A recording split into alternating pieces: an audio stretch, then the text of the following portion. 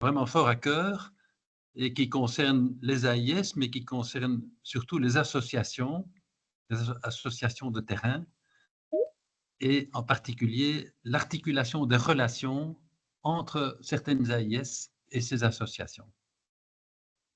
Alors pour traiter de ce sujet, nous avons deux intervenants. Nous avons Laurence Libon. Bonjour Laurence. Laurence est bien connue de beaucoup d'entre nous. Tu es coordinatrice évidemment de la FEDAIS depuis, si je compte bien, depuis 14 ans. Et au niveau de ta formation, tu es diplômée en communication à l'IEX et à l'ULB. Et alors nous avons aussi Thibaut Collignon. Thibaut, toi tu es assistant social de formation. Tu travailles depuis bien longtemps, depuis une quinzaine d'années dans le secteur du sans-abrisme. Tu es administrateur chez Fairground, également à la FEDAIS, et tu es coprésident du RBDH. Et aujourd'hui, tu es principalement directeur de l'AIS Quartier. Voilà, le petit mot d'introduction que je voulais faire. Je vais maintenant céder la parole à Véronica, qui ensuite demandera à Thomas de cibler un peu plus le sujet du séminaire d'aujourd'hui. Voilà, merci. Merci Xavier, bonjour à tout le monde, merci pour être venu. On est vraiment très nombreux et nombreuses. Donc Sonnet, pour celles qui ne les connaissent pas, c'est une plateforme d'acteurs qui travaille sur les questions de accessibilité, production de logements abordables ou affinité sociale. Thomas, tu peux passer à la slide où on voit tous les membres de Sonnet. On a, en 2024, en tout cas, on était environ 71 membres. On a des opérateurs qui produisent du logement. On a aussi des AIS. On a des associations qui portent des projets spécifiques d'accompagnement. Et la spécificité de Sonnet, c'est être une plateforme tripartite. Donc, on rassemble ensemble les secteurs privés, publics et associatifs. On a donc ce qu'on fait concrètement, on fait rencontrer ces trois secteurs pour proposer des dispositifs novateurs en termes de production de logements affinité sociale. Et on a deux dispositifs depuis l'Housing Deal depuis plusieurs années sur lesquels on travaille et qui visent à créer une nouvelle filière publique de logements à finalité sociale. Et les Social Reno Deal, sur lesquels on a commencé à travailler l'année passée, qui vise concrètement à faire des enjeux de la rénovation profonde un levier pour accroître les logements abordables dans notre région. Donc, aujourd'hui, on a ces webinaires qui traitent spécifiquement de la délégation de logement des AIS via des associations du terrain. Et je vais passer la parole du coup à Thomas Dawans, qui est administrateur de Sonnet du tout début de notre plateforme qui est née en 2017 et qui est aussi chercheur à l'AVUB, notamment sur la Housing Deal. Vas-y Thomas. Oui, merci. Vous m'entendez? Voilà, je voulais vous proposer simplement de recontextualiser un tout petit peu pourquoi on a un intérêt particulier sur les relations entre AIS et associations de terrain dans des partenariats, dans le contexte de notre montage Housing Deal. Donc, je voulais juste repasser brièvement à travers le montage du Housing Deal pour que tout le monde comprenne pourquoi on tente d'essayer d'approfondir ce sujet. Donc, ici, sur la slide, vous voyez comment va fonctionner un montage Housing Deal avec différents niveaux de gouvernance et des principales missions. Donc, il y a plusieurs étages, plusieurs acteurs dans le partenariat. Il y a d'abord un propriétaire public pour la propriété du sol qui va fixer les conditions antispéculatives, canaliser les moyens publics dans la détention de ce sol et lancer la coordination d'un projet. Ça peut être le Community Land Trust, comme dans le projet Calico, qui était un peu à l'origine, disons, de l'inspiration du Housing Deal, mais aussi d'autres propriétaires publics, la régie, le CityDev ou des communes, par exemple. Ensuite, il y a à travers un bail amphithéotique et donc un démembrement du droit de propriété, des propriétaires collectifs qui vont acquérir la propriété de l'immeuble. Ça peut être des coopératives de logement ou ça peut être d'autres figures comme des investisseurs patrimoniaux associatifs ou privés à but public. et qui du coup peuvent être plus ou moins associatifs, plus ou moins basés sur les résidents, plus ou moins privés, et qui vont lever des financements privés et citoyens, et qui ensuite alors vont déléguer, enfin passer par une agence immobilière sociale pour mettre en location les biens qu'ils ont achetés collectivement et assurer la gestion des unités locatives sociales. Donc ça, c'est la relation entre le propriétaire et l'agence immobilière sociale, mais qui, du coup, dans notre modèle idéal, disons, ensuite prévoit une attribution des logements, qu'elles soient déléguées à des associations de terrain pour attribuer ces logements autour de finalités spécifiques, que ce soit autour de besoins spécifiques de public cible, ou que ce soit éventuellement autour de projets particuliers qui pourraient être développés au sein du projet comme une dimension intergénérationnelle. Et donc, ce sont ces associations de terrain qui sont alors plus spécialement dédiées à la gestion individuelle et collective des résidents et qui peuvent soutenir aussi des stratégies, disons, communautaires. Donc voilà, ça c'est un petit peu le montage idéal typique d'un housing deal. Et donc, vous voyez que dans un tel montage, ben, il y a aussi une relation entre agences immobilières sociales et associations de terrain, et qui pose des tas de questions en termes de conventionnement, de type de pratique. Et donc, ce séminaire vise à être une introduction à déployer un petit peu ce sujet. Le housing deal, en termes de ligne du temps, ben, juste pour rappeler, en 2022, on a commencé par lancer une étude de faisabilité économique pour vérifier si ça pouvait fonctionner sur un plan économique. On s'est rendu compte, grosso modo, que ça coûtait moins cher en termes de dépenses publiques et que ça pouvait être relativement attractif pour l'investisseur privé, et c'était donc susceptible de fonctionner. C'est une étude qui a été réalisée par Magali Verdonk, réactualisée par la suite. Ensuite, la secrétaire d'État au logement en affaires courantes nous a soutenus déjà 2 ans et demi maintenant autour d'études de cas pilotes et donc de mise en œuvre concrète de ce housing deal. Ça a permis de mettre en œuvre un groupe de travail du housing deal dans lequel il y a plusieurs activités qui sont réalisées, des prospections foncières concrètes et des études immobilières de projets. C'est notamment le cas d'un site privé de Revive de Sitewaters, d'un PPS à XL, de Varda, de différents terrains communaux qui, suite à une rencontre avec toutes les communes, semblent s'ouvrir progressivement avec la régie foncière régionale, etc. Mais c'est aussi un cadre pour assurer un plaidoyer et une sensibilisation aux autorités publiques, mais même aux acteurs de terrain, sur l'intérêt de ce montage et d'essayer d'en créer une véritable nouvelle filière à Bruxelles. Donc, par ailleurs, et c'est le cadre, ce séminaire intervient dans ce cadre, on a récemment mis un nouveau groupe de travail en place sur la gestion de l'habitat et donc sur ces relations plus autour de la gestion locative et de la nature du projet, de la nature sociale du projet. Et donc là, l'idée est d'explorer et d'approfondir les partenariats entre AIS et associations de terrain, et à terme, de développer des webinaires, des workshops, ou éventuellement d'autres séminaires, ou peut-être rencontres entre investisseurs privés et associations. Et le but final étant évidemment d'aller vers une reconnaissance, une fois que le gouvernement sera installé, une reconnaissance du housing deal comme une nouvelle filière publique du logement. Et donc, le groupe de travail gestion de l'habitat qu'on a mis en œuvre rassemble aujourd'hui l'AIS Quartier et l'AIS Logement pour tous, l'ASBL Angela Di et l'ASBL Diogène. Mais potentiellement, ce groupe peut encore évoluer. Et donc, les principaux objectifs, c'est explorer et échanger sur les pratiques partenariales actuelles entre AIS et associations de terrain, entre les membres de l'écosystème SONET, en fait, et à terme, aider à les rendre plus visibles et identifier les leviers pour renforcer les collaborations entre ces AIS et ces associations de terrain dans le cadre du Housing Deal et ainsi contribuer à faciliter le développement des projets d'accompagnement thématiques variés. Voilà, pour une recontextualisation. Merci beaucoup, Thomas. Tu peux donc arrêter les partages. Dans le groupe de travail, il y a aussi Lesbel Capuche, qui est membre de SONET aussi. Je m'excuse, c'est ma faute. Je ne l'ai pas mis, mais ils sont bien actifs et désolé. Donc, juste des petites consignes. Merci d'étendre vos caméras et les micros. Donc, le webinaire, comme d'habitude, il est enregistré et il sera mis par la suite sur la chaîne YouTube des Sonnettes, que je vous invite à découvrir et écouter. Donc, on commence avec Laurence, ensuite Thibaut, et on aura environ, donc c'est là, ça prendra environ 40 minutes, et on aura tout le temps pour les échanges. Donc, le webinaire se termine à 14 heures.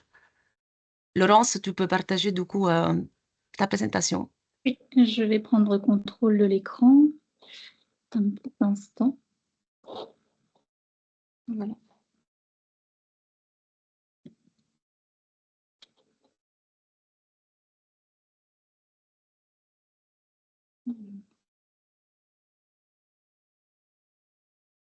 Est-ce que vous voyez bien mon écran? Oui. C'est suffisamment grand? Oui, c'est très bien. Très bien, ben, merci en tout cas pour l'introduction. Donc pour ma part, on m'a demandé de vous présenter le nouvel arrêté organisant les AIS. C'est un tout nouvel arrêté qui a été adopté en mars 2024. Alors cet arrêté comprend pas mal de nouveaux changements par rapport à avant. La plupart de ces changements ont quand même été accueillis positivement par le secteur. Je pense que globalement, ces changements ont été soutenus par l'ensemble des AIS. Donc voilà, je vais vous présenter ça de façon la plus synthétique possible. Alors, voici le plan de mon exposé. Alors, j'ai plutôt deux premiers points de recontextualisation. Dans un premier temps, je vais reparler un petit peu du parc des AIS, vous montrer à quoi il ressemble aujourd'hui, avec quelques chiffres clés. Ensuite, je vais resituer l'arrêté en question dans le cadre légal des AIS, parce qu'il y a évidemment pas mal de textes, donc c'est pour vous montrer un petit peu où il se trouve. Et puis ensuite, j'arriverai davantage dans le contenu. Je vais passer en revue les principales nouveautés qu'on retrouve dans cet arrêté de 2024. Alors évidemment, comme je vous le disais, il y a énormément de changements par rapport à avant, mais ici, je vais essayer de me concentrer sur l'essentiel, sur ce qui a priori peut vous intéresser le plus. Et évidemment, j'aborderai la question des publics cibles, puisque cet arrêté reconnaît plusieurs publics cibles et qu'il y a évidemment pas mal d'implications par rapport à ça au niveau des inscriptions, au niveau des attributions des logements et aussi bien évidemment par rapport au partenariat entre les AIS et les associations. Voilà. Alors, je passe à la slide suivante. Voilà, donc ça c'est vraiment l'aperçu des chiffres clés. Donc, comme vous le savez, il y a 24 AIS qui sont agréés en région bruxelloise. Ces AIS gèrent au total 8000 logements. Ces 8000 logements sont répartis un petit peu partout en région bruxelloise. Vous voyez ici la carte. Les logements sont essentiellement situés dans les communes du centre et de l'ouest de Bruxelles. Au total, à la grosse louche, on aide à peu près 16 500 bénéficiaires, tout public confondu. Les logements qui sont gérés, vous voyez ici un petit peu la répartition.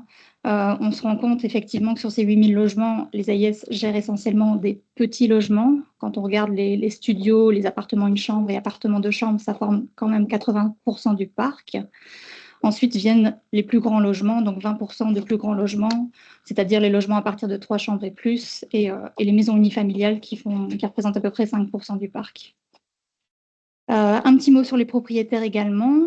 Donc, vous le voyez, les AIS, c'est à peu près 95% de propriétaires privés et 5% de logements issus du secteur public. Parmi les propriétaires privés, on retrouve à peu près 64-65% de personnes physiques, environ 20% de personnes morales. Donc ça, c'est les personnes morales sauf les ASBL. Les ASBL en tant que telles représentent 10% du parc.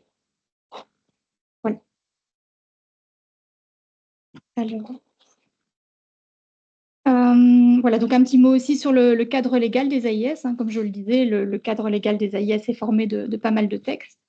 Donc évidemment, tout en haut, on retrouve le Code du logement. Il y a un chapitre qui est dédié aux AIS, c'est le chapitre 7, qui va de l'article 120 à 128 bis.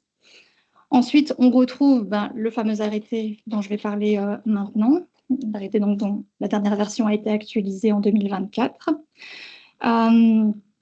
Puis, cet arrêté est lui-même exécutés par des arrêtés ministériels, dont certains vont être modifiés prochainement, puisque l'arrêté a été modifié en 2024. Forcément, les arrêtés qui en découlent vont eux aussi devoir être mis à jour. Et enfin, on a aussi le Vademecum. Ça, c'est aussi un document très important, qui est en fait un document interne à Bruxelles Logement. C'est un document qui permet d'interpréter toutes les clauses de l'arrêté organisant les AIS qui ne sont pas tout à fait claires. Donc, c'est des interprétations par rapport à l'octroi du subside, aux conditions de contrôle du secteur. Mais donc voilà, tout ça pour vous dire que depuis l'adoption de l'arrêté, il y a encore des documents qui sont en cours de rédaction maintenant, qui fait que tout n'est pas encore connu. Donc ici, je vais vraiment vous parler des changements tels qu'on les connaît aujourd'hui, mais il y a certainement des choses qui vont être affinées dans les prochains mois. Alors, j'entre maintenant dans le contenu de l'arrêté en tant que tel. Voilà, donc, comme je vous le disais, je me suis vraiment concentrée sur les principales nouveautés qui sont susceptibles de vous intéresser le plus, et aussi donc, en parallèle par rapport au projet d'Housing Deal. Alors, la première grande nouveauté pour nous, c'est qu'il y a un nouveau mode de calcul du subside et aussi un nouveau mode de versement du subside. Donc, je vais aller très rapidement là-dessus. En fait, ce qu'il faut savoir, c'est que le calcul du subside a été vraiment simplifié. Alors, il était déjà très compliqué auparavant, mais ici, il est encore plus simple. Et alors, il faut aussi savoir qu'il est maintenant versé en 2 tranches. Avant, c'était 3 tranches, maintenant, c'est 2 tranches. Donc, de nouveau, c'est un avantage pour les AIS parce que les AIS vont obtenir plus rapidement dans l'année un gros montant de leur subside. Donc, évidemment, au niveau de la gestion, c'est plus facile. La deuxième grosse modification concerne la grille des loyers. Alors là, je ne sais pas quelle est votre connaissance en général du secteur AIS, mais donc je rappelle que la grille des loyers, c'est vraiment les plafonds maximums qui sont définis par la région bruxelloise et dont les AIS doivent tenir compte pour fixer les loyers des propriétaires et des locataires. Donc ici, les montants de la grille des loyers n'ont pas changé, ce sont toujours les mêmes depuis X années, seulement ils sont indexés.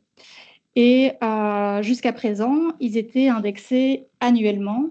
Maintenant, avec le nouvel arrêté, on passe à une indexation qui est mensuelle. Donc, les plafonds évoluent mensuellement, ce qui a aussi un avantage pour nous parce que les montants évoluent plus régulièrement par rapport à la réalité, et notamment quand il y a une forte inflation, comme on l'a connu en 2021-2022, on voyait qu'il y avait vraiment des effets d'à-coup d'année en année, et ici on lisse un petit peu plus l'évolution, donc c'est vraiment bénéfique pour tout le monde. Donc voilà, ça c'est une première chose qui a été modifiée, et la deuxième chose qui a été modifiée, c'est que cette grille des loyers a été agrandie, élargie.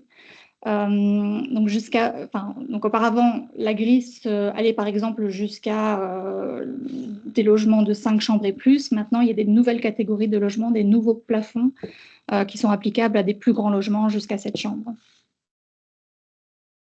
Voilà. Alors, le troisième gros changement, il concerne les systèmes d'inscription et d'attribution en AIS. Il y a 2 systèmes qui existent depuis toujours en agence immobilière sociale, mais officiellement, on n'en reconnaissait qu'un seul. Et ici, maintenant, voilà, depuis 2024, enfin, les 2 systèmes sont reconnus. Et je vous ai mis ici les extraits de l'arrêté où on le dit de façon tout à fait explicite.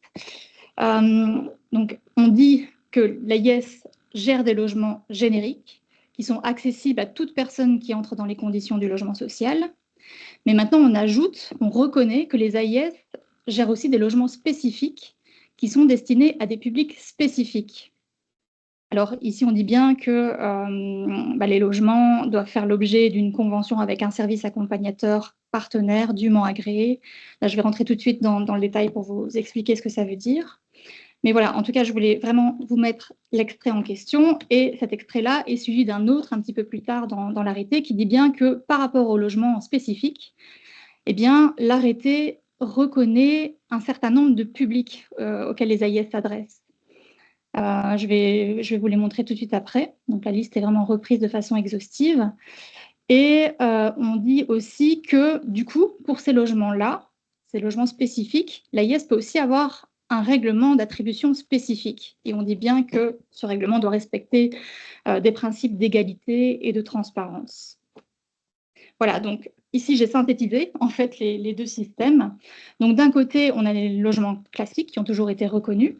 Donc ces logements classiques font l'objet d'un règlement d'attribution type qui est repris en annexe de l'arrêté. Et ce règlement suit purement l'ordre chronologique. Donc, on inscrit par ordre chronologique, on attribue les logements par ordre chronologique, et éventuellement, l'AIS peut mettre des points de priorité pour pondérer cet ordre chronologique. Donc ça, c'est le système qui a toujours été reconnu, même si à côté de ça, il y avait un autre système qui existait et donc qui est maintenant reconnu, c'est le système des logements spécifiques. Donc ici, on reconnaît que l'AIS peut avoir des partenariats qui sont vraiment inscrits dans le cadre d'une convention. Donc partenariat entre l'AIS et un service accompagnant agréé. Et donc, comme je vous le disais, il peut y avoir un règlement d'attribution spécifique. Donc, en dehors de ce règlement d'attribution classique général, il peut y en avoir d'autres pour ces logements attribués à des publics spécifiques qui eux-mêmes sont listés dans l'arrêté. Et pour ça, il faut évidemment que les logements qui font l'objet de ces projets spécifiques soient eux aussi bien identifiés. Donc ça, c'est ce qu'on en sait aujourd'hui. Et comme je vous le disais, peut-être qu'il y a encore un certain nombre de choses qui vont être affinées par la suite dans le vade-mecum. Et c'est notamment la question, par exemple, du service accompagnement agréé. On parle de service accompagnant agréé, mais on ne sait pas encore exactement qu'est-ce que ça veut dire, agréé par qui, par exemple. Il y a juste pour les projets qui sont destinés à des personnes handicapées, là, effectivement, on dit bien que le service accompagnant doit être agréé par la COCOM, la COCOF ou la VGC, mais c'est la seule chose qui est un petit peu encadrée pour l'instant. Voilà, et ici, donc à la slide suivante, j'ai repris la liste de tous les publics cibles qui apparaît dans l'arrêté. Donc vous le voyez, il y en a 12 catégories de publics cibles. Donc c'est bien ces publics qui peuvent faire l'objet de ces projets spécifiques avec associations agréées et allant accompagner les publics. Et alors, ce qu'il faut savoir, c'est que pour les 9 premières catégories, l'AIS peut recevoir un complément de subside, à condition que les logements qui sont attribués à ces publics ne dépassent pas 30% du parc. Donc là, il y a une limite. Et à partir du moment où l'AIS demandera un complément de subside pour ces projets, pour ces publics-là, eh bien, le service accompagnant va lui devoir produire une attestation annuellement. Et cette attestation va être en fait un listing de tous les locataires qui sont accompagnés par le service et aussi donc la liste des logements qui doit être bien identifiée. Voilà, donc ça c'est ce qu'on en sait aujourd'hui. Comme je vous le dis, ça va peut-être être affiné par la suite.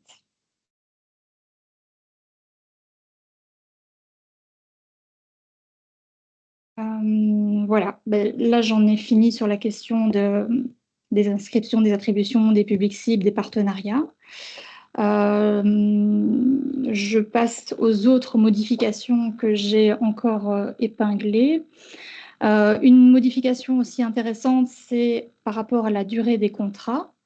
Donc voilà, je ne sais pas si vous connaissez un petit peu quelles sont les durées standards en AIS, mais le cadre légal dit qu'en principe, c'est 3 ans minimum pour mettre en location, donc la durée minimum pour mettre en location un bien en AIS, même si généralement dans les faits, les AIS préfèrent commencer toujours par 9 ans.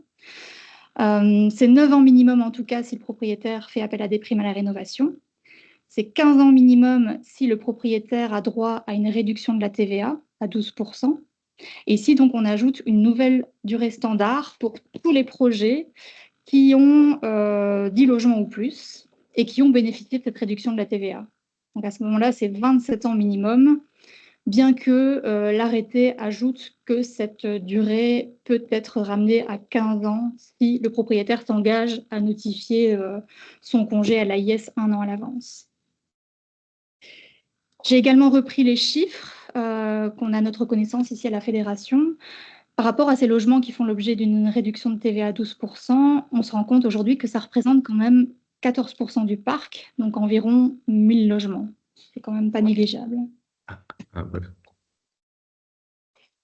Alors voilà, et j'arrive déjà à ma dernière slide pour lister assez rapidement d'autres nouveautés que je trouve intéressantes et que je voulais vous transmettre. Par rapport aux normes, par exemple, les normes des logements ont changé et ça implique notamment que Pour les logements de transit, l'AIS peut prendre des logements à partir de 18 mètres carrés, parce qu'en principe, c'est 26 mètres carrés. Un studio en AIS ne peut pas être inférieur à 26 mètres carrés. Donc, il y a cette exception pour les transits. Autre nouveauté très intéressante, c'est que le seuil de logement subsidiable est passé à 600 logements aujourd'hui par AIS. Avant, c'était 450.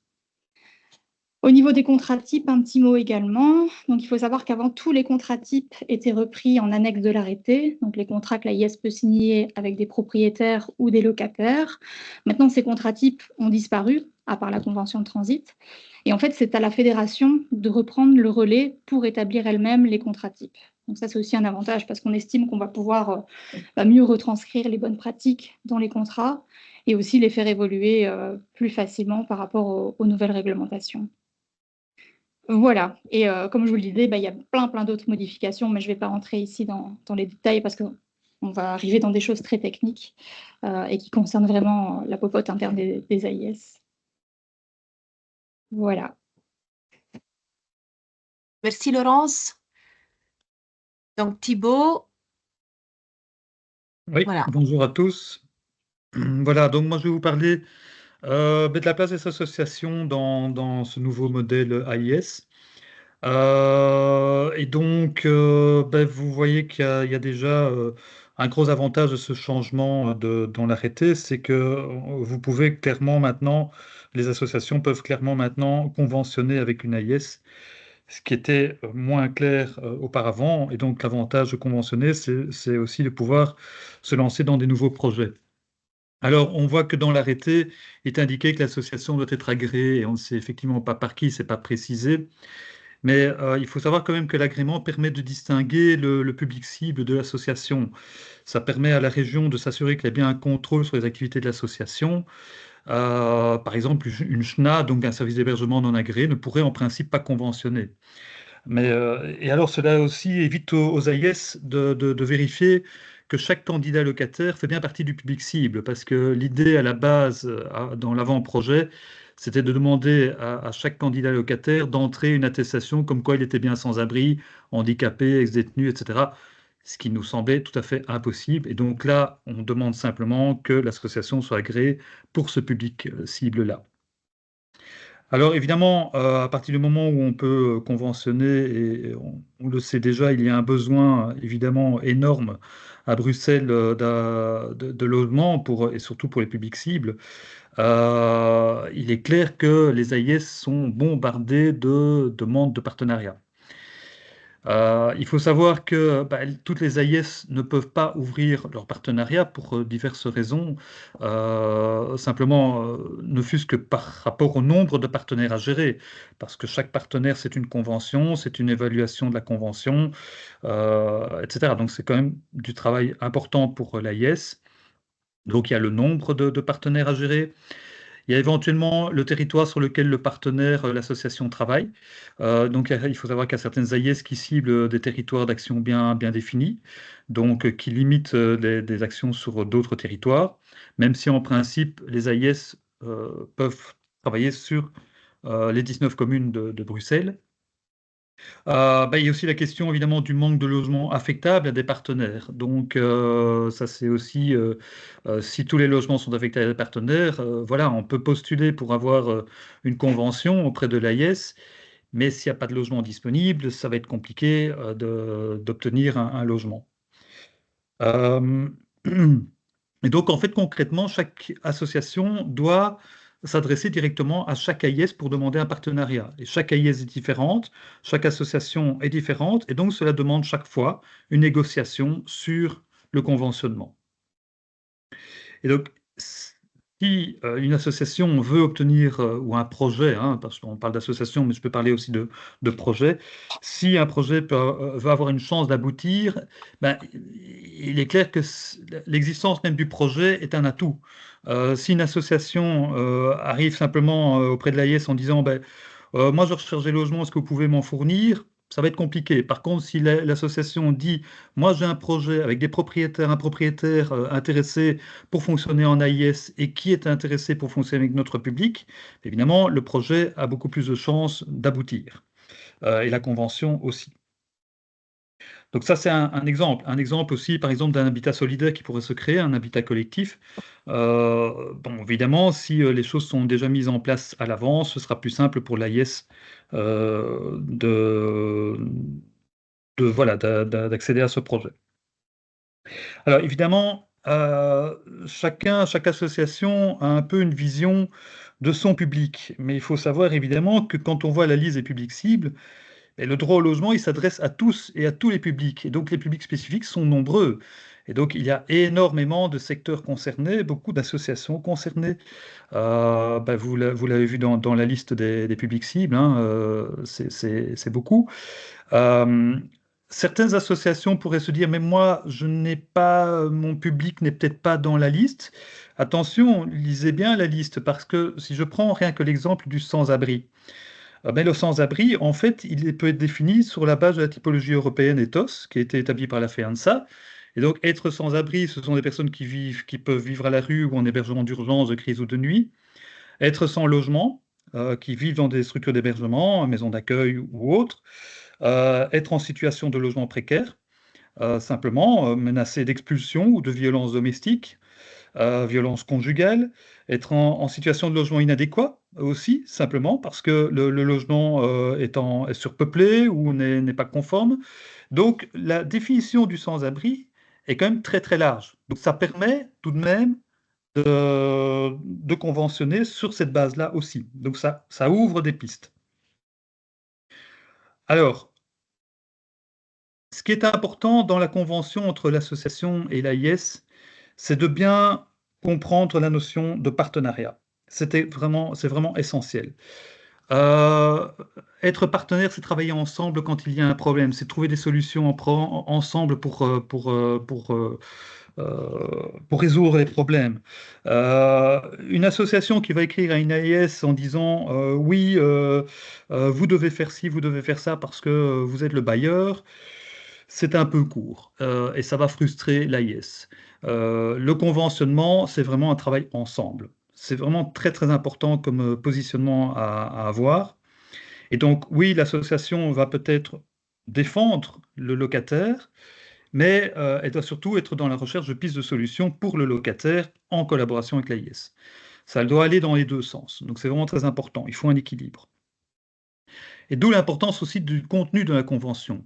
Cette convention, alors, il faut savoir aussi que la convention doit normalement préciser l'adresse du logement et le type de public spécifique, comme ça les choses sont très claires par rapport à la convention. Les conventions plus larges peuvent être acceptées à condition que, on l'a dit, qu'une liste des logements et une liste des publics spécifiques soient rendues à la région. Et dans la convention, il faut vraiment travailler sur les attentes de chacun. Donc, quel type d'accompagnement social? Rien que ça, de quoi on parle exactement dans l'accompagnement social? Est-ce que c'est juste s'assurer des droits et des devoirs du locataire? Ou est-ce que c'est aussi travailler sur la prévention avec le locataire pour éviter des problèmes ultérieurs? Quand un locataire, on se rend compte qu'un locataire commence à avoir des problèmes pour payer son loyer, peut-être qu'il y a un travail de prévention à faire pour éviter qu'il y ait des problèmes pour payer le loyer. Il y a la tenue du logement, etc. Enfin, il y a plein de choses qui peuvent intervenir. Donc, c'est important de définir quel type d'accompagnement social il y a. La durée aussi de l'accompagnement, parce que beaucoup d'associations ont des conditions dans leur agrément même de durée d'accompagnement social. Je pense par exemple à la guidance à domicile où c'est limité à 5 ans. Si on prend une post-hospitalisation en hôpital psychiatrique, ça peut être parfois juste 6 mois d'accompagnement. Donc c'est très court. Or, l'AIS, elle signe un contrat avec un locataire qui peut durer plus longtemps, évidemment, que la durée d'accompagnement. Donc, qu'est-ce qu'on fait si l'accompagnement social s'arrête? Comment est-ce qu'on trouve une solution par rapport à ça? Donc, il y a moyen de trouver des idées pour y remédier, évidemment. Alors, dans cet accompagnement social, dans cette convention, qui fait quoi? Qui intervient pourquoi? Comment est-ce qu'on communique? Qui paye quoi aussi? C'est très important. Là, on peut parler des logements de transit, par exemple. Dans les logements de transit, ce sont des locataires successifs. Bon, ben, est-ce que le locataire, à chaque fois qu'il part, on va faire un état des lieux et on va repeindre ou on va... Donc, voilà, il y a peut-être des solutions à trouver ensemble pour dire qui s'occupe des interventions techniques, qui s'occupe des communs, qui s'occupe des locaux communautaires. Voilà. C'est important de réfléchir à toutes ces questions-là à l'avance pour éviter les problèmes par la suite. Quel type de contrat également?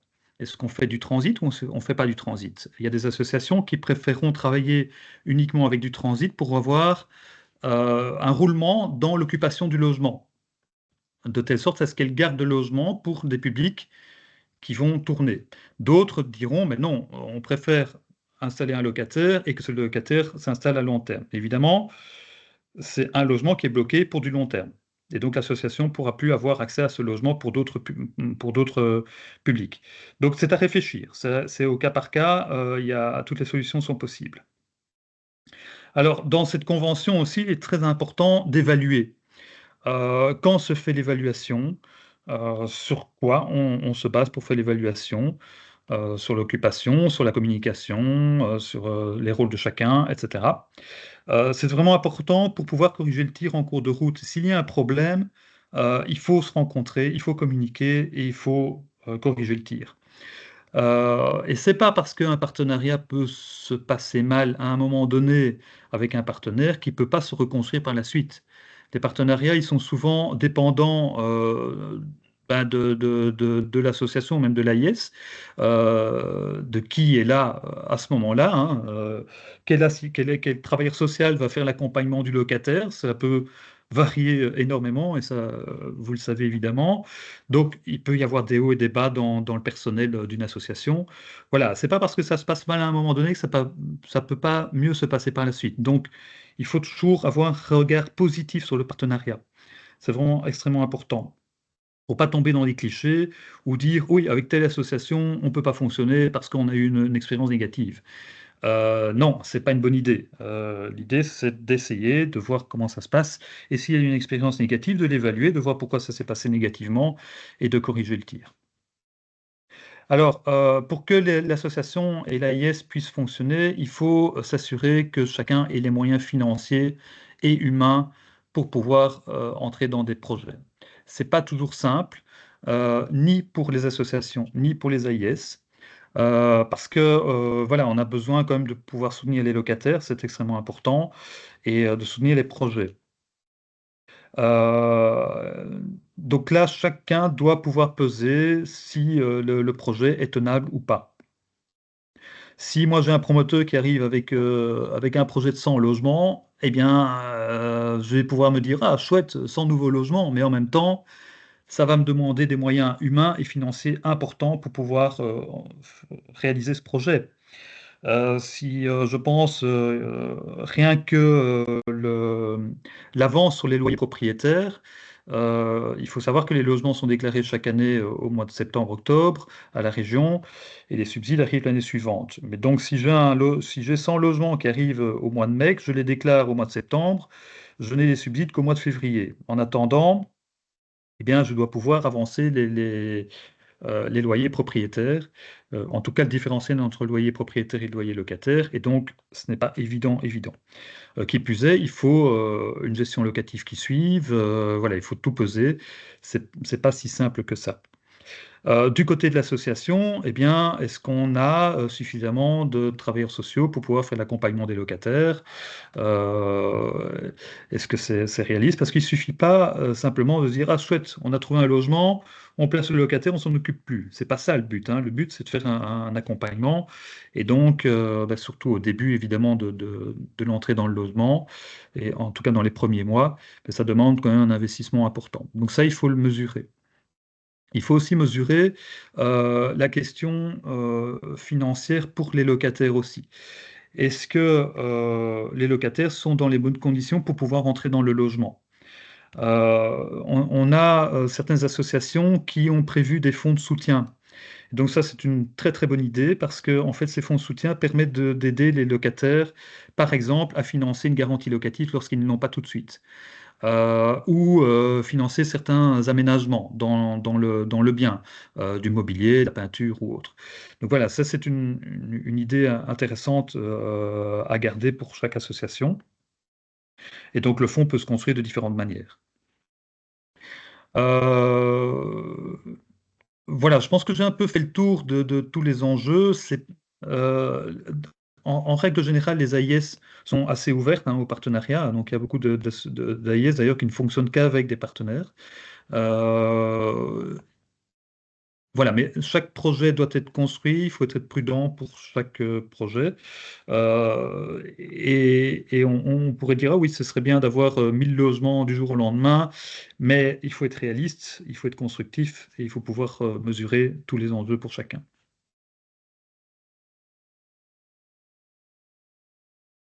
Merci beaucoup Thibaut pour ton exposé. Donc, je propose que Laurence aussi remet sa caméra. Et on peut passer du coup à l'échange. S'il y a déjà des questions, des réflexions, je vous invite à lever la petite main et à vous aussi dire le nom de votre organisation.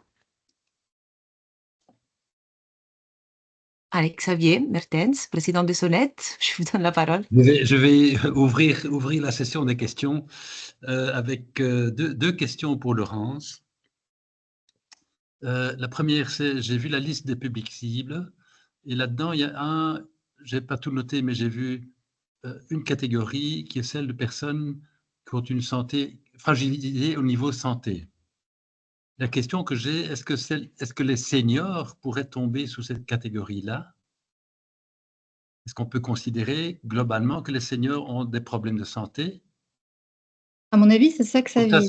Ça, c'est ma première question, ma première partie de la question.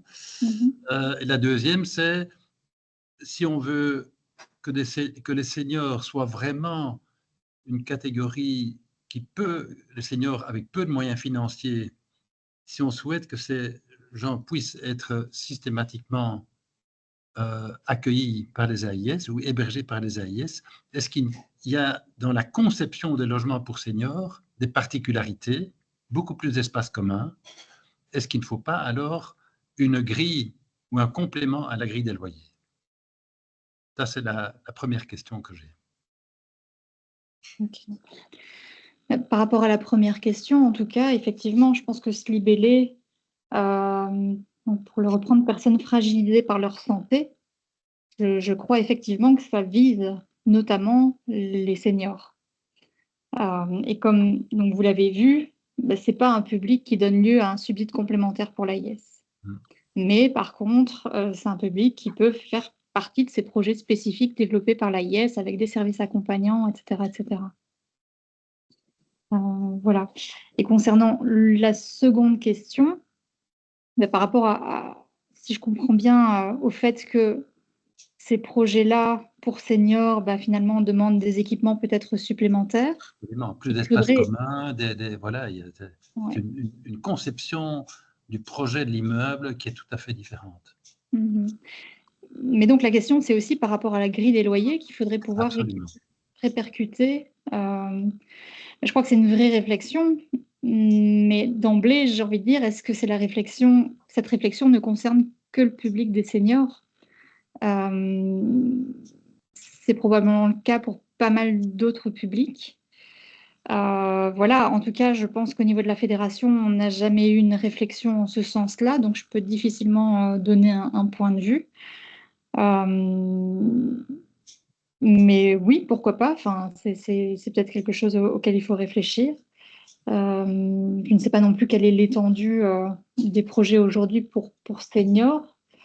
Il n'y en a peut-être pas encore énormément. Je regarde si j'ai des chiffres ici.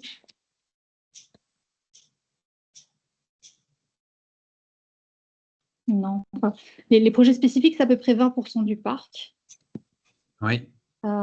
Et c'est vrai que les seniors, a priori, ils ne font pas partie des catégories qui donnent lieu à un subside. Donc, c'est vrai qu'on n'a pas spécialement de statistiques. Voilà, mais j'entends Oui, je pense que si on veut que les AIS puissent jouer un rôle dans la prise en charge de seniors qui ont peu de moyens financiers, il y a une réflexion à mener parce que la conception de ces immeubles nécessite beaucoup plus d'espace à usage commun que dans d'autres immeubles, qui sont plus des logements génériques, comme vous les avez appelés tout à l'heure. Donc voilà, je pense que c'est un sujet qui mériterait d'être approfondi, une réflexion qui mériterait d'être approfondie. Thibaut, j'avais encore une deuxième question. Si j'ai bien vu, le subside complémentaire que touchent les AIS pour la prise en charge de publics cibles est plafonné à maximum 30% des logements. Est-ce que ça veut dire qu'une AIS qui aurait comme stratégie de conventionner 3/4, 75% de son parc ou 100% de son parc, elle ne va toucher de subsides complémentaires que pour 30%? C'est ça, tout à fait. Donc, il n'y a pas de limite pour l'AIS de développer des partenariats, de faire des projets spécifiques. Mais par contre, il y a une limite par rapport à ce qu'elle va recevoir au niveau subside. Et là, effectivement, la barre est à 30%. Et comme je vous le disais, aujourd'hui, on est à 20%. Oui, mais il y a des AIS qui ne fonctionnent jusqu'à présent qu'avec des publics cibles, qui ont donc des parcs où 100% va à des associations et qui vont être pénalisés sur le plan financier et qui vont donc faire marche arrière. Alors, je ne pense pas qu'elles vont faire marche arrière. Je pense qu'elles sont bien conscientes de cette limite. Et du coup, elles remplissent leur panier jusqu'à 30%. Maintenant, je ne crois pas non plus que ces AIS-là sont demandeuses pour faire augmenter le pourcentage de ces 30%. Je pense qu'elles étaient plutôt demandeuses que ce soit 30% au niveau du parc général des AIS, toutes AIS confondues, alors que pour l'instant, les 30%, c'est par AIS. Donc ça, c'était effectivement quelque chose qu'on avait porté au niveau sectoriel, de dire, voilà, c'est 30% pour l'ensemble du parc, pour les 8000 logements. 30%, c'est pour l'ensemble du parc des AIS? Non, ça c'est ce qu'on a voulu, mais maintenant c'est 30% limité par AIS. Donc chaque AIS a jusqu'à 30% de logements qui peuvent être valorisés avec ces compléments de subside. Et comment font alors une AIS qui jusqu'à présent, je pense à Baïta par exemple, ou Logement pour tous, qui fonctionne exclusivement ou presque exclusivement avec des associations, et vont toucher des subsides complémentaires uniquement pour 30%? C'est ça, tout à fait. OK. Oui, OK. Bon. Donc, Xavier, je ne sais pas si Thibaut voulait rebondir avant de passer la parole à Denis Grimbergs, ensuite à Luc Lampard et ensuite à Benedetto. En fait, d'abord pour l'aménagement des seniors ou des logements pour publics spécifiques, que ce soit personnes handicapées ou autres, de toute façon, cela va dépendre de la négociation entre l'AIS et le propriétaire. Et donc, c'est à l'AIS à avoir une bonne négociation avec le propriétaire pour faire l'aménagement, puisque les aménagements sont financés par le propriétaire. L'AIS ne finance pas ce type d'aménagement. Donc ça, c'est une première chose. Par rapport aux 30%, alors c'est un bonus puisque ces associations n'avaient pas les 30%, ces subsides complémentaires avant. Donc il n'y a aucune raison qu'ils fassent marche arrière. Au contraire, les autres AIS qui n'avaient pas les 30% seront peut-être encouragés à atteindre ces 30% pour avoir des bonus, des subsides complémentaires. Donc je pense qu'il faut le voir plutôt du côté positif. D'accord, merci. Merci Thibaut. Denis, tu es présenté aussi. Oui, bonjour. Denis Grimbergs, Rénov Assistance. Je voulais rebondir sur la remarque de Xavier parce qu'on peut se féliciter que les AIS bénéficient aujourd'hui de ces moyens complémentaires pour prendre en charge les publics spécifiques. Mais effectivement, il n'y a pas par rapport à cet objet à ce stade de lien entre ces moyens supplémentaires octroyés aux AIS et la grille propriétaire. Or, effectivement, dans un certain nombre de cas, on peut imaginer que pour ces publics spécifiques, des aménagements d'espace qui aujourd'hui ne sont pas pris en compte parce que ce sont des espaces non-logement, devraient effectivement amener à une évolution de la grille locative. Et donc, on est quand même soumis aux questions régulièrement assez honnêtes sur des projets pour des publics particuliers où l'utilisation de la grille AIS et ne permet pas, quelque part, de trouver une solution qui permettra d'assurer une location long terme suffisamment rentable, quelque part, que pour qu'un investisseur s'y retrouve par rapport à un projet particulier. Et donc, je trouve que cette question, quand même, du financement complémentaire pour le loyer propriétaire au bénéfice de projets spécifiques mérite effectivement d'être travaillé, exposé et illustré vis-à-vis des pouvoirs publics. Merci. Je prendrais bien la question aussi de Luc Lampard. Et après, si vous voulez réagir, Thibaut ou Laurence. Oui. Vous m'entendez? Oui, Luc. Ok, parfait. Non, j'ai une question et il y a une petite autre question liée à ça. Si j'ai bien compris, les AIS, on parle toujours de logement. Ça veut dire que ça doit être un logement autonome et donc les chambres ne sont pas gérables ou louables par des AIS. Est-ce que là, dans la nouvelle arrêté, ils ont envisagé de voir comment ça pourrait se faire? Je peux m'imaginer, par exemple, les chambres dans des maisons de repos qui sont inoccupées. Est-ce que ça pourrait être un choix? Et l'autre question qui est liée à ça, est-ce qu'il y a une ouverture vers des modèles de logement qui ne sont pas encore repris dans le code de logement, là où on fait une distinction entre un logement et une chambre, quelque chose qui se trouve au milieu? Je fais référence à ce qu'ils ont en Suisse qui s'appelle Clusterwoningen.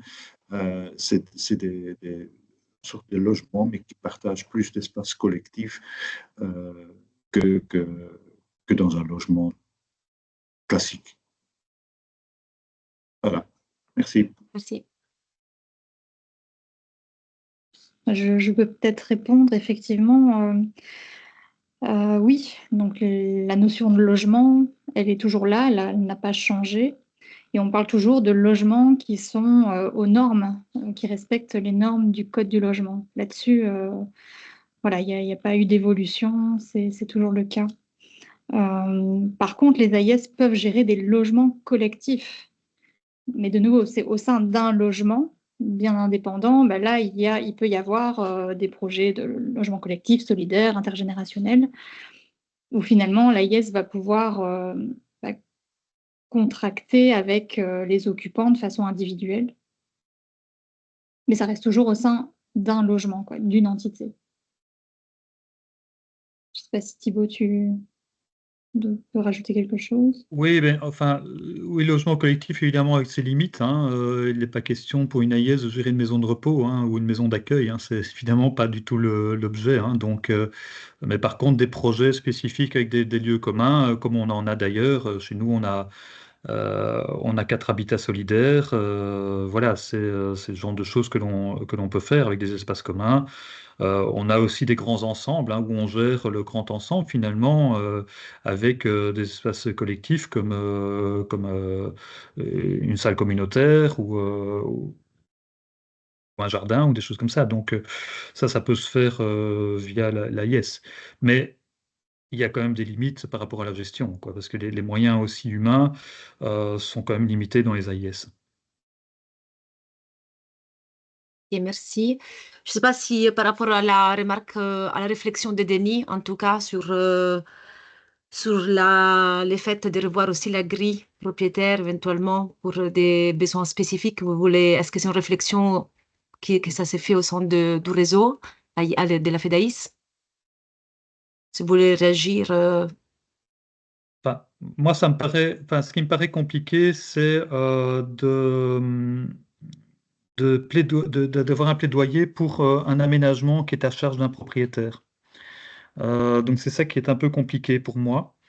Pour l'accompagnement, pour la gestion, oui, on peut plaider pour avoir des moyens supplémentaires, mais pour un aménagement spécifique, ça me paraît un peu compliqué à réaliser, mais pourquoi pas? Rien n'interdit de poser la question. Je doute que le politique suive sur ce genre de choses, quoi. Ou alors il faut des financements alternatifs pour des aménagements, type Fondation Rambaudouin ou autre, pour des projets spécifiques avec des aménagements alternatifs. Voilà, c'est peut-être d'autres pistes à creuser. Merci Thibaut. Donc, Benedetto Calcagno, d'Inclusio, je te présente, comme je te connais. Et ensuite, Marie-Madeleine Menens.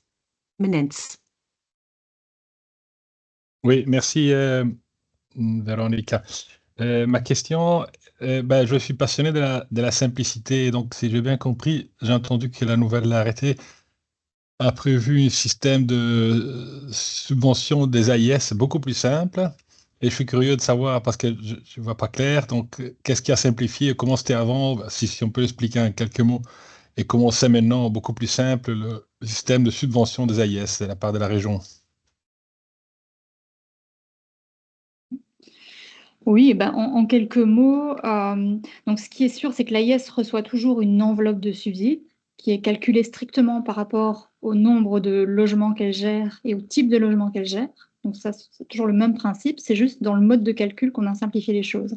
Avant, il y avait un subside forfaitaire qui marchait un petit peu par tranche de logement, et puis un bonus un subside variable qui correspondait plus au type de logement géré. Ici, on est sur un système beaucoup plus simple qui ne fonctionne plus par tranche de logement. Ça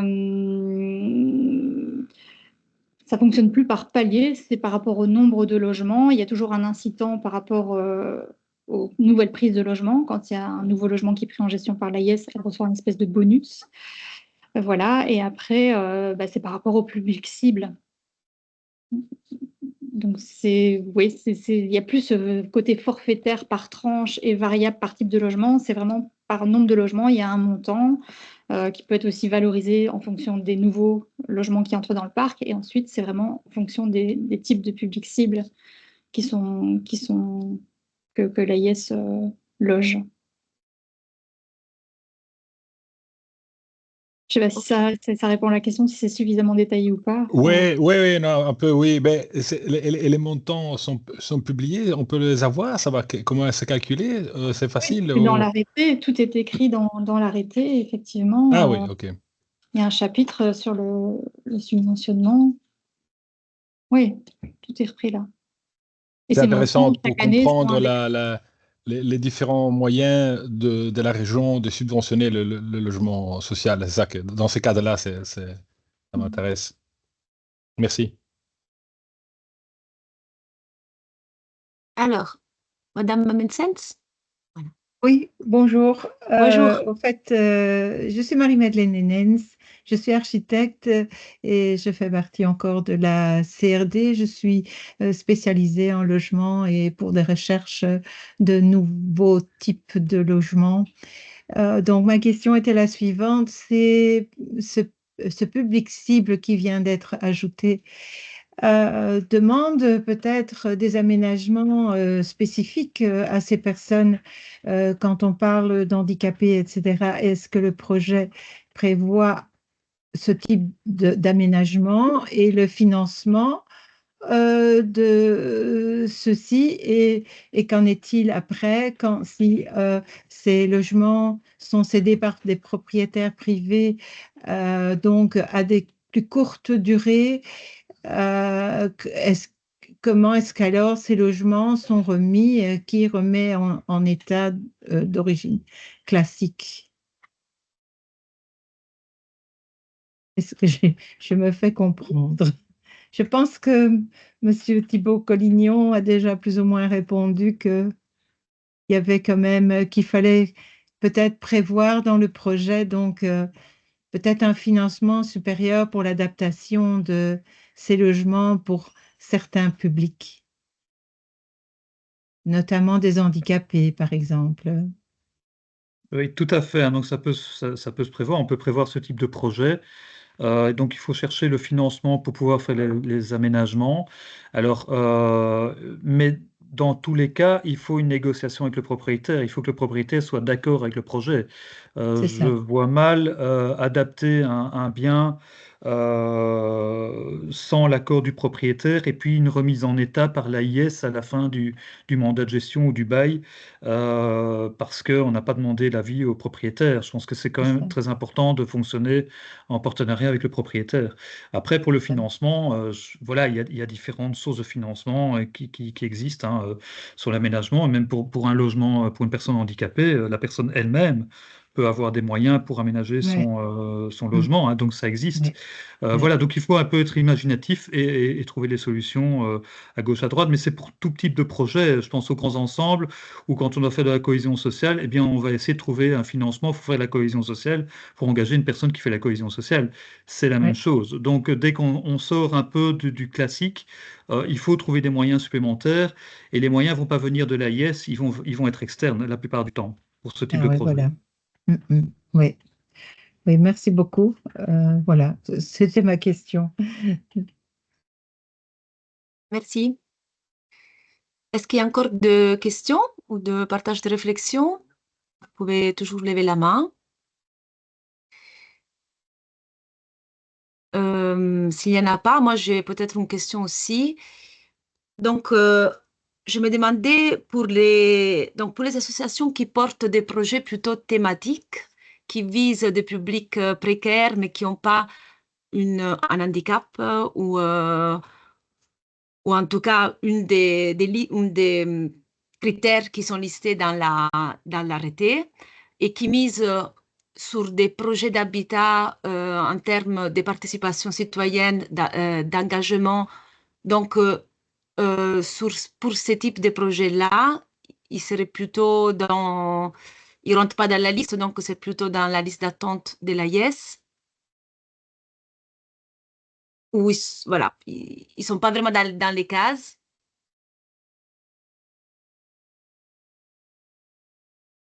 Il faut analyser le projet, hein, il faut voir au cas par cas parce que c'est très vaste.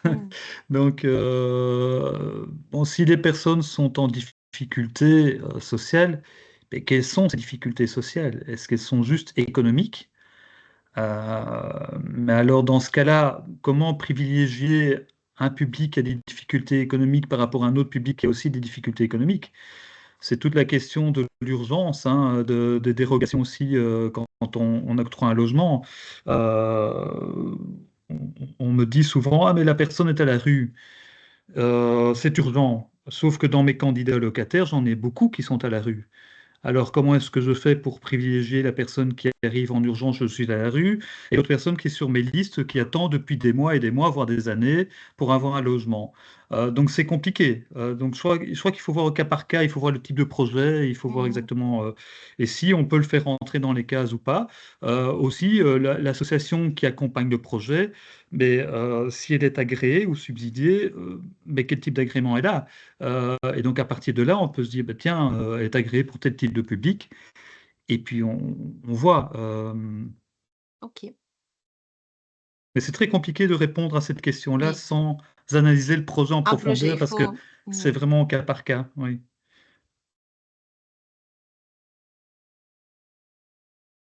D'accord, OK, très bien. Et sinon, si on prend les cas aussi par rapport au parcours qu'on doit faire, donc c'est une association à un projet. Concrètement, elle toque à les portes de toutes les AIS. C'est les nouvelles dans dans les panoramas, parce que bon, vous avez dit, hein, il y a 80 partenariats en total. Donc, il y a quand même une expertise et un historique des partenariats entre les AIS et les associations. Si c'est une nouvelle association bruxelloise qui démarre, concrètement, elle va voir Laurence, non? Elle va voir tous les AIS, comment ça marche? Elle va voir toutes les AIS, malheureusement, parce que il faut se rendre compte que chaque AIS fonctionne différemment, avec des tendances différentes aussi dans chaque AIS, et que les politiques évoluent au sein même de l'AIS, hein, une année n'est pas l'autre. À un moment donné, on peut être ouvert à plein de projets, et l'année suivante, non, parce qu'on est un peu saturé et qu'on n'a plus le temps, donc c'est plus possible. On doit freiner un peu le... voilà, donc moi, quand je reçois en tout cas des demandes, de mon côté, mais voilà, chaque direction procède différemment. Moi, en tout cas, je note les demandes, je les inscris, et quand j'ai une opportunité, eh bien, c'est le premier de la liste qui sera servi, c'est tout, mais je peux difficilement faire plus. Chez moi, par exemple, à l'AIS Quartier, tous les logements sont affectés à un partenaire. Donc, si j'ai des nouveaux logements, ben, il y a déjà une procédure d'affectation des logements aux partenaires existants, Ou alors, je peux proposer aux partenaires existants de travailler avec un nouveau partenaire, mais il faut l'accord de tous aussi. Donc, voilà. Sauf si j'ai un partenaire qui arrive avec un projet en me disant, ah ben tiens, comme ça m'est déjà arrivé régulièrement avec des partenaires, notamment avec Repère, qui me dit, ben voilà, on a un propriétaire intéressé pour travailler avec des ex-détenus, il veut mettre son logement en AIS, est-ce qu'on peut conventionner ensemble pour ce logement? Et voilà, là, ça pose pas trop de problèmes en général, puisque ça vient du partenaire. Mais chaque AIS va fonctionner différemment, et donc il faut contacter chaque AIS, et chacune a sa politique. Donc il y a des associations qui seront plus ouvertes, des AIS qui seront plus ouvertes aux associations que d'autres. Bon, voilà, mais ça peut changer. Donc, et justement, avec le changement de l'arrêté, avec cette opportunité d'avoir des compléments de subsides, ben, ça pourrait être aussi une opportunité pour les associations de plaider pour la convention. Oui, ok, très bien.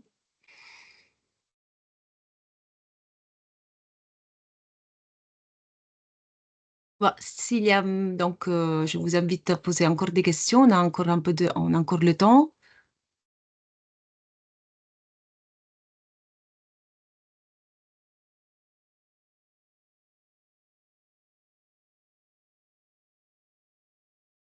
Oui, Xavier. Micro. Voilà. J'avais une question sur l'accompagnement. Les AIS, on l'a vu, pour les publics cibles, des associations touchent des subsides complémentaires jusqu'à 30%. Est-ce que ça veut dire qu'elles prennent elles-mêmes en charge ces 30% de revenus complémentaires? Enfin, dire ces revenus complémentaires, à quoi servent-ils? Est-ce qu'ils servent à couvrir un risque d'impayé un peu plus élevé, peut-être? Ou est-ce qu'ils servent à financer l'accompagnement social? Ou alors est-ce que l'accompagnement social est intégralement pris en charge par l'association avec laquelle travaille l'AIS? Voilà, je ne sais pas si ma question est claire. Et qui d'entre vous, soit Laurence, soit Thibault, veut y répondre? En tout cas, moi, ce que je peux dire, c'est que quand on a demandé ces moyens supplémentaires, c'était dans la perspective de rémunérer un travail de gestion qui nous semble plus important dans ces projets-là. Alors,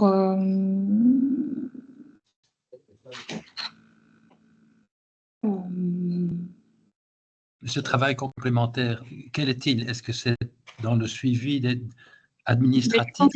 Oui, c'est l'idée que peut-être certains publics sont plus à risque que d'autres, ou qu'il y a plus de rotation dans les logements, des logements de transit qui demandent plus de travail. Voilà, maintenant, c'est un bonus, entre guillemets, un complément de subside qui s'ajoute à l'enveloppe globale que reçoit l'AIS. Et de ce fait-là, l'AIS peut toujours gérer, comme elle l'entend, son enveloppe selon les besoins. Ce qui veut dire que le complément qui sera octroyé dans le cadre de ces projets spécifiques n'ira pas forcément de façon claire et nette à un accompagnement ou à quelque chose comme ça. Il peut y avoir des frais d'accompagnement qui seront supérieurs, mais qui seront couverts de façon générale par l'enveloppe globale. Je ne sais pas si je me fais bien comprendre. Oui. Pas de lien spécifique. Donc, vous dites que c'est destiné avant tout à couvrir une charge administrative, une charge de gestion qui est plus lourde, évidemment, que pour des locataires pour les logements génériques, comme vous l'avez appelé. Je voudrais réagir, si je peux, Véronica. Oui. C'est Grace de Comme chez toi. Je suis désolée, je ne sais pas pourquoi ma caméra ne se remet pas en route, mais la réponse de Laurence est correcte, mais incomplète, en ce sens que lorsque nous logeons des publics spécifiques, nous faisons face à des risques locatifs exponentiels, et donc il s'agit des risques d'arriérés de loyer qui dépassent quand ils adviennent largement le bonus obtenu, de même que les risques de remise en état des logements. Donc, c'est un travail qui est mené avec un public particulièrement en décrochage. Et je vous invite à venir visiter les logements après les expériences malheureuses. Et donc, il faut bien collationner parfois les bonus comme le mot qui est utilisé, le bonus devient un mali parce que même en prenant 5 bonus de 5 logements différents, vous n'épongez pas les dettes et les dégâts d'un seul logement où le projet s'est mal passé. Voilà. Ok, merci pour c'est ces très clair. compléments et pour le retour du terrain aussi.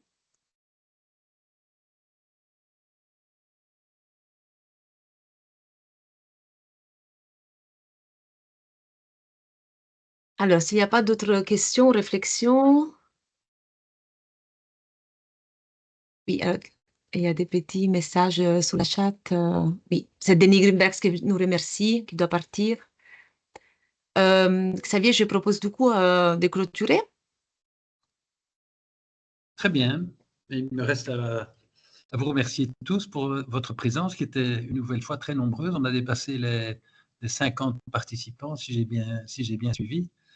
Merci à Laurence et à Thibaut pour nous avoir expliqué un petit peu le nouvel arrêté, les changements. Et pour moi, en tout cas, c'est beaucoup plus clair. Merci. Véronica, si tu veux peut-être ajouter quelque chose? Non, juste remercier à nouveau. Voilà, donc vous c'est quitté. Merci, au revoir. Voilà, merci beaucoup. Merci revoir. beaucoup. Merci. Merci. Au revoir tout le Au monde. revoir. Au revoir. Au revoir, merci. Merci, au revoir.